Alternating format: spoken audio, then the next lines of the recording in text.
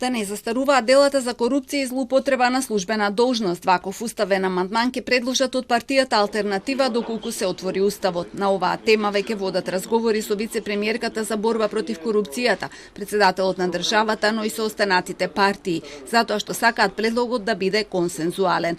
Диалогот според нив е патот по кој треба да се стигне и до уставните измени кои немаат намера да ги условуваат со ништо.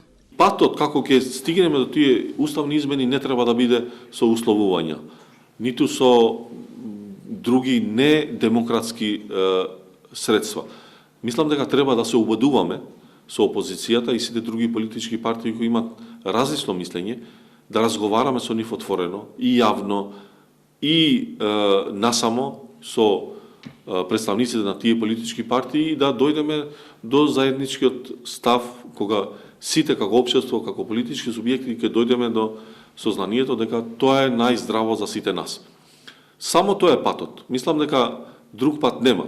Мораме преку диалог, преку комуникација, преку добри политички и човечки односи едни према други, суштествено, искрено да ги отвориме овие процеси. Каши е против предвремени парламентарни избори затоа што смета дека така ќе се изгуби цела година во формирање на коалициите што ќе биде штетно за сите. Владата вели треба да работи напорно и да го користи знаењето на сите, вклучително и на опозицијата. Сметаат и дека мнозинството е стабилно со 64 пратеници. Треба да си остане во истиот состав и нема потреба да се проширува со алијанса за албанците. Доколку сепак се случи тие да се договорат да влезат во владата, немаат ништо против да соработуваат, но не сакаат да отстапат дел од своите позиции. Опозицијскиот лидер пак и денес како повтори ставот дека предвремени избори мора да има.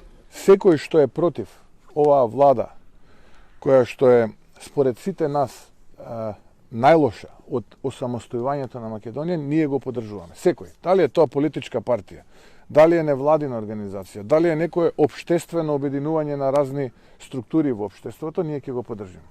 Час поскоро заминат, толку повеќе ќе не има и толку повеќе ќе има нашата заедничка Македонија. Мицкоски повторно лицитира и со мнозинство од 61 пратеник, зашто вели дека е реално доколку нема политички притисоци во меѓувреме.